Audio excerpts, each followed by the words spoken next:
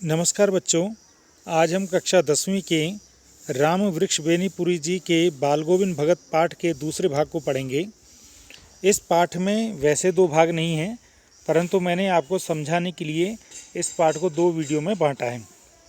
पहला भाग हमने पिछली बार पढ़ लिया था, जिसमें हमने लेखक राम वृक्ष बेनीपुरी जी के जन्म के बारे में पढ़ा। फिर हमने उनका पाठ प्रवेश पढ़ा और फिर हमने उनके बाल गोविंद भगत की विशेषताओं को पढ़ा। बच्चे ध्यान दें, इस पाठ की मुख्य बात एक ही है कि बाल गोविंद भगत सन्यासी नहीं थे, कोई साधु नहीं थे, कोई और इस तरह का जो भगवे कपड़े पहनते हैं उस तरह के नहीं थे, लेकिन उनमें सारे गुण साधुओं के, सन्यासियों के, त्यागियों के, तपस्वियों के थे। और इसमें एक तरह से इस रूढ़ी पर भी व्यंग्य किया गया है कि आज के ज़माने में जो लोग साधु होते हैं, सन्यासी होते हैं, अधिकतर, सबकी बात नहीं है, अधिकतर जो लोग होते हैं उनमें वो गुण नहीं होते जो उनमें होने चाहिए, और इनमें गृहस्थ के अलावा वो अतिरिक्त गुण थे जो साधु सन्यासियों में होते हैं। यही बात इस पाठ की मुख्य बात है। जैसे पिछली क्लास में हमने पढ़ा कि वो गृहस्थी होते हुए भी अपरिग्रही, मतलब कम सामानों को इकट्ठा करते थे, कम कपड़े वगैरह उनके थे और वो गृहस्थी थे। इसके अलावा खेती बाड़ी में जो भी उनको मिलता था, जो भी उनकी पैदावार होती थी, वो उसको पहले कबीर जी के मंदिर में चढ़ाते थे और वहाँ से प्रसाद के रूप में जो मिलता था उसको अपने घर में प्रयोग करते थे। और ये आया कि हमेशा भक्ति के भजन गाया करते थे और जो अपने कर्म करते थे, खेती के समय पर भी प्रभु भक्ति में मग्न रहते थे, जिससे प्रभु भक्ति की तल्लीनता और जो मस्ती है वो उनके कामों में भी आने लगती थी और उनके गाने की मस्ती। अब आज का भाग हम देखेंगे। कार्तिक आया नहीं कि बाल गोविंद भगत की प्रभातियां शुरू हुईं, जो फागुन तक चला। कार्तिक एक महीने का नाम है।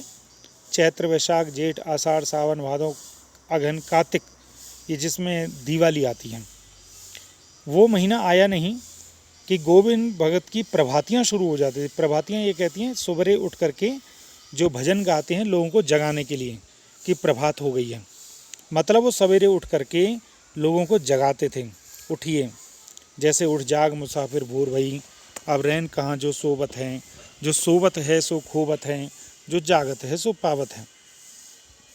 ये आजकल भी कुछ होता है, जैसे विशेष करके पंजाबियों में ये मिलता है कि कार्तिक के महीने में वो सवेरे प्रभातियां गाते हैं।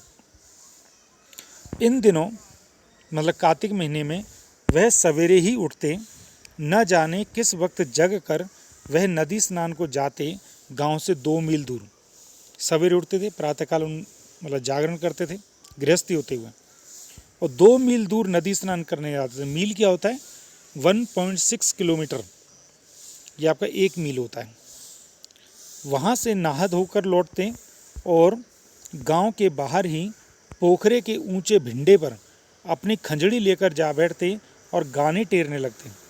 और नहा धो करके आते थे, फिर पोखर के बाहर, पोखर क्या है? छोटा सा तालाब होता है जहाँ पानी इकट्ठा हो जाता है, वहाँ पर ऊंचे भिंड पर, ऊंची जगह पर अपनी खंजड़ी को लेकर के बैठ जाते और गाने टेरने लगते। टेरने मतलब गाने लगते। मैं शुरू से ही देर तक सोने वाला हूँ, लेखक कह रहे हैं, किंतु एक दिन माघ की उस दांत किटकिटाने वाली भोर में भी उनका संगीत मुझे पोखरे पर ले आया था। कहते हैं मैं लेट उठता हूँ, लेकिन माघ में जब भरी ठंडी थी, माघ भी महीने का नाम है, ये सब भारतीय महीनों का नाम है, तो उनका संगीत इतना अच्छा लग रहा था, मैं पोखर तक आ गया सुनने के लिए। अभी आसमानों के तारों के दीपक बुझे नहीं थे, अर्थात रात पूरी तरह से खत्म नहीं हुई थी। पूरब में लोही लग गई थी। लोही कहते हैं आभा, प्रकाश, सूरज के उगने से पहले जो हल्की सी रेडनेस, लालिमा होती है, वो लोही होती, जिसकी लालिमा को शुक्र तारा और बढ़ा रहा था। खेत, बगीचा, घर, सब पर कुहासा छा रहा था, कोहरा। सारा वातावरण अजीब रहस्य से आवृत मालूम पड़ता था, आवृत, घिरा हुआ। उस रहस्यमय वातावरण में एक कुश की चटाई पर पूरा मुँह काली कमली ओढ़े बाल गोविंद भगत अपनी खंजड़ी लिए बैठे थे।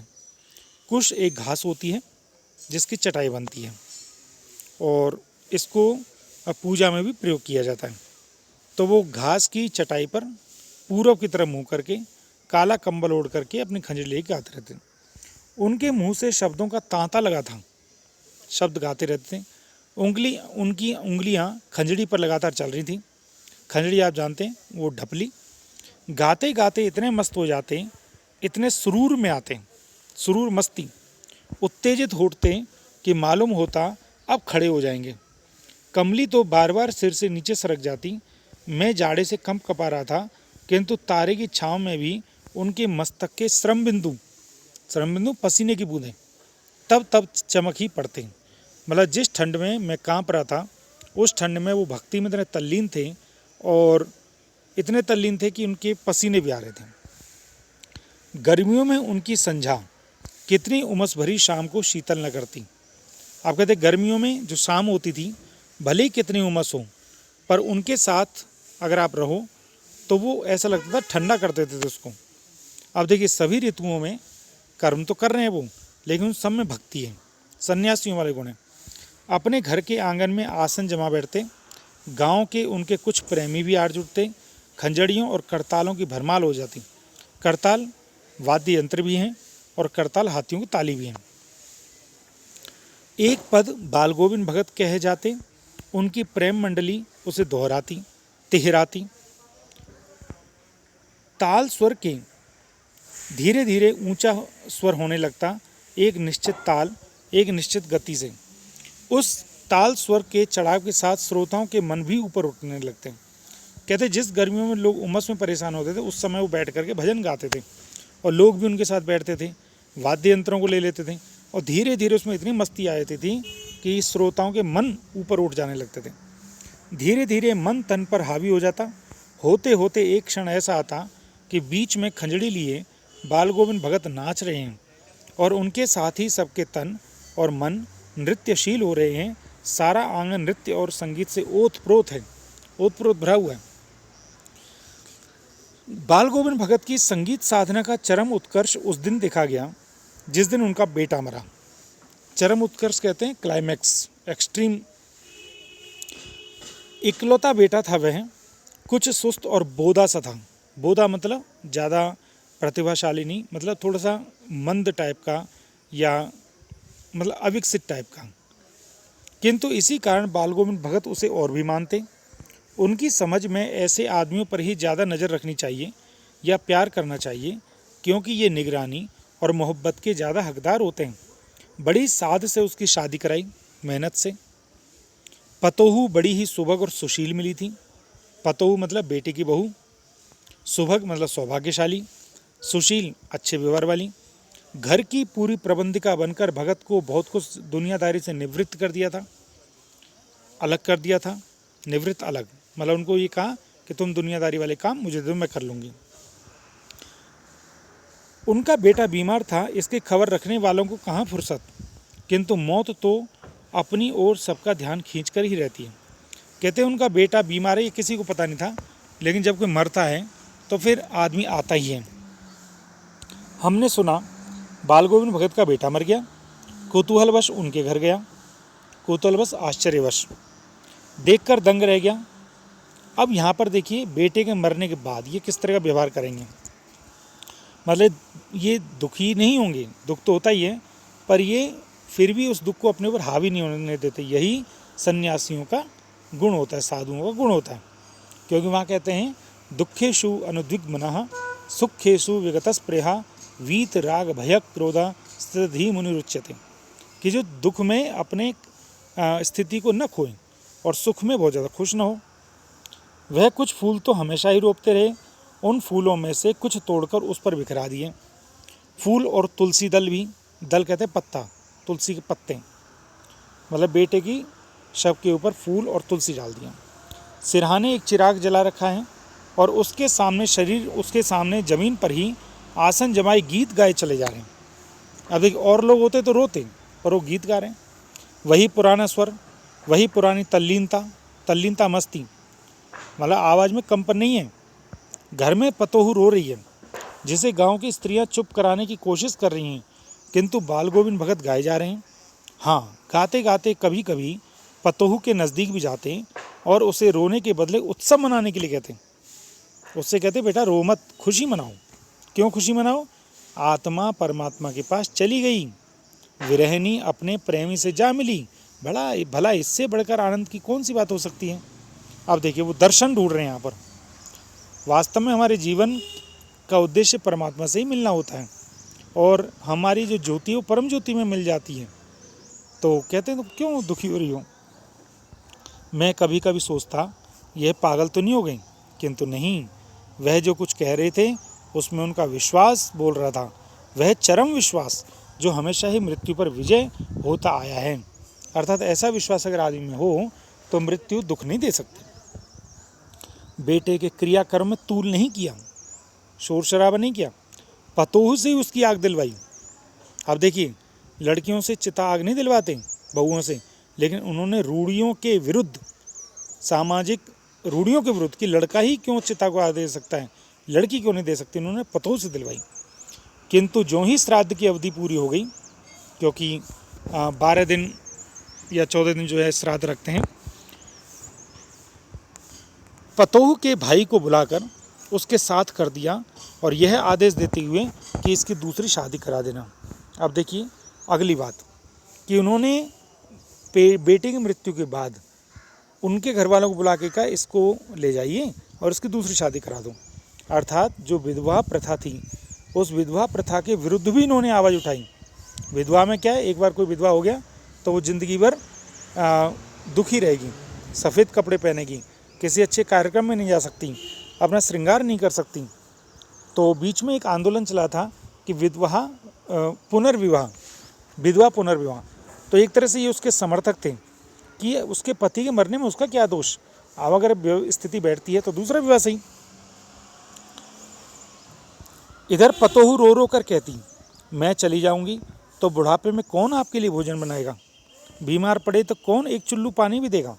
मैं पैर पड़ती हूँ, मुझे अपने चरणों से अलग नहीं कीजिए। लेकिन भगत का निर्णय अटल था, तू जा, नहीं तो मैं ही इस घर को छोड़कर चल दूंगा। यह थी उनकी आखिरी दलील मतलब तर्क, और इस दलील के आगे बेचारी क्या चलती। तो इसलिए वो लड़की जो बेटी की बहू थी वो भी अच्छी थी, वो ये चाहती थी कि अगर मैं जाऊंगी तो इनकी देखभाल कौन करेगा, पर ये अड़े हुए थे क्योंकि इन्हें उस लड़की का भविष्य दिख रहा था। बाल गोविंद भगत की मौत उन्हीं के अनुरूप हुई, उन्हीं के अनुसार हुई। जो ईश्वर भक्त होते हैं वो अपनी मौत भी बड़ी अच्छी पाते हैं। देखिए, मृत्यु तो सबकी आनी है, पर दुख में, कष्ट में मृत्यु को आना ये जो है अच्छा नहीं होता। जो लोग ईश्वर भक्त होते हैं वो ईश्वर में ही लीन हो जाते हैं और उनकी मृत्यु का पता भी नहीं चलता। वे हर वर्ष गंगा स्नान करने जाते हैं। स्नान पर उतनी आस्था नहीं रखते जितनी संत समागम और लोक दर्शन पर। आप देखिए, और वो गृहस्थी होते हुए क्या करते थे, गंगा स्नान करते थे।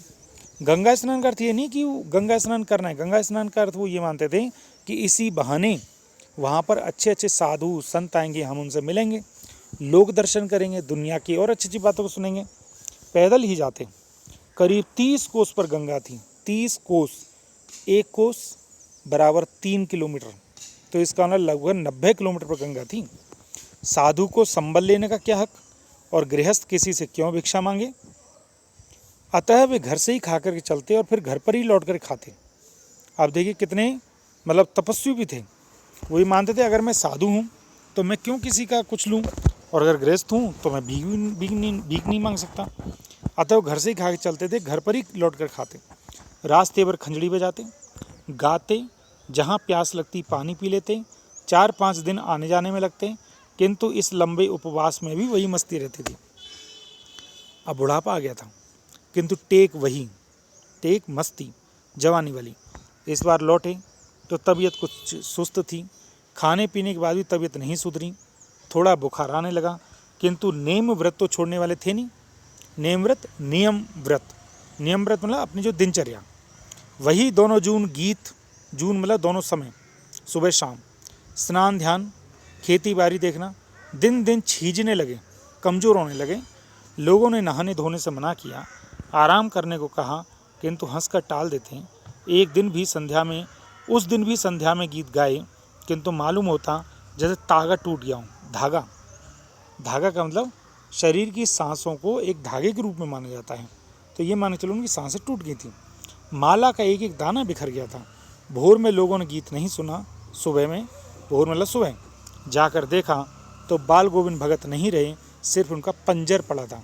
पंजर क्या होता है? जिस तरह से पक्षी उड़ जाता है तो पिंजरे केवल दिखने के लिए रह जाता है, ऐसे हमारा शरीर में से जब आत्मा निकल जाती है तो इसको भी हम पंजर ही मानते हैं। तो मुझे उम्मीद है आपको समझ में आया होगा। अगर आपको समझ में आया हो तो इसको लाइक, शेयर, सब्सक्राइब करें और इस वीडियो में से कठिन शब्दों को लिखें, उनके अर्थ को लिखें। अब बच्चे ध्यान से सुनिए, इस पूरे पाठ में आपको क्या क्या करना है। पहली बात, लेखक के परिचय को बिंदु के रूप में लिखना। दूसरी बात, इस पाठ के कठिन शब्दों के को अर्थ के साथ लिखना। और तीसरा, ऐसे कौन कौन से गुण थे जो कि बाल गोविंद भगत को गृहस्थी होते हुए भी सन्यासी बनाते थे, उनको पॉइंट के रूप में लिखना। और एक और प्रश्न इसमें मुख्य रूप से मतलब बनेगा कि उन्होंने कौन कौन सी सामाजिक बुराइयों पर प्रहार किया था। तो मुझे उम्मीद है आपको समझ में आएगी। आप इस काम को करें और मुझे बताएं। आपका बहुत बहुत धन्यवाद। जय हिंद।